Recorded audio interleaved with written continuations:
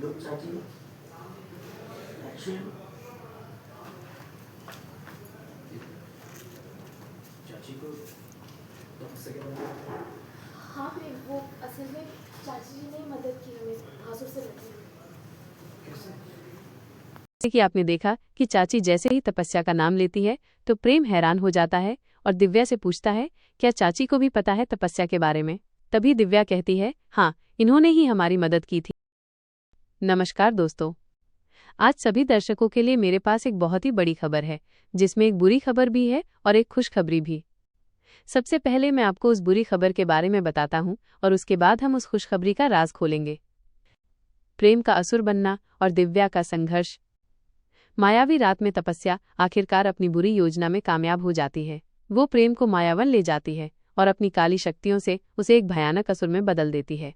प्रेम का हृदय अब क्रूरता से भर चुका है और वो इंसानों की दुनिया से दूर अंधेरे का नया राजा बन जाता है। दूसरी ओर तपस्या दिव्या को एक रहस्यमयी जगह पर कैद कर देती है। दिव्या जैसे तैसे खुद को आज़ाद कर लेती है, लेकिन प्रेम को अपने आसपास नहीं पाती। वो समझ जाती है कि तपस्या उसे लेकर चली गई है। घबराकर वो अपनी चाची के पास जाती है और उनसे कहती है, चाची, चलो मायावन चलते हैं, मुझे आपकी मदद चाहिए, ठीक वैसे ही जैसे आपने 20 साल पहले प्रेम की जान बचाने में मेरी मदद की थी। चाची कहती हैं, मुझे कुछ याद नहीं आ रहा, तुम क्या कह रही हो? मैं कुछ नहीं जानती। दिव्या उन्हें याद दिलाती है, आप मेरी एक नेत्र वाली माँ की बेटी हैं और आपने मेरी जान बचाई थी, याद है? अब तपस्या ने प्रेम को पूरी तरह से असुर बना दिया है। प्रेम की खोज और हृदय की पुकार।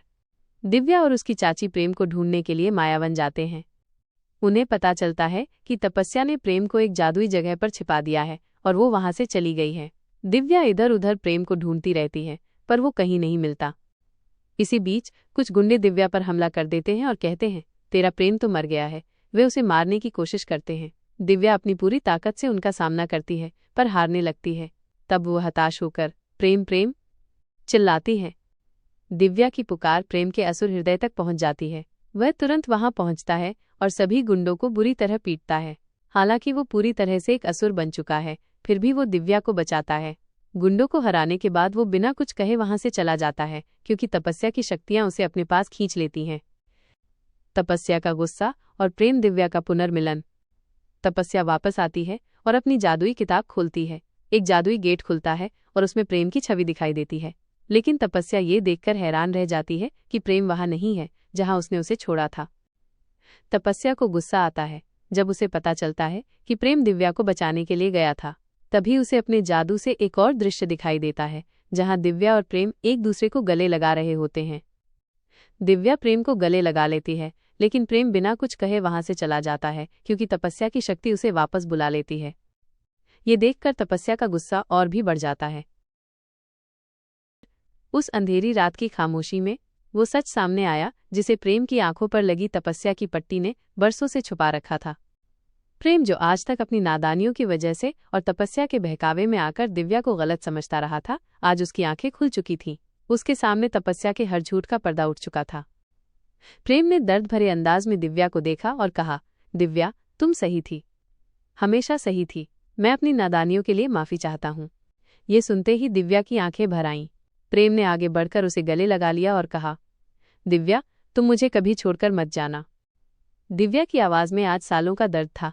उसने प्रेम से कहा, हाँ प्रेम, मैं तुम्हें सब कुछ बताना चाहती थी, लेकिन तुमने कभी मेरी बात का यकीन ही नहीं किया, कभी नहीं। लेकिन आज प्रेम की आंखें खुल चुकी थीं।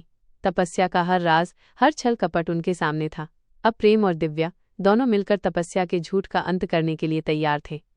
वे जानते थे कि उनका सच्चा प्रेम ही उनकी सबसे बड़ी ताकत है। क्या प्रेम और दिव्या मिलकर तपस्या के इस मायाजाल को खत्म कर पाएंगे?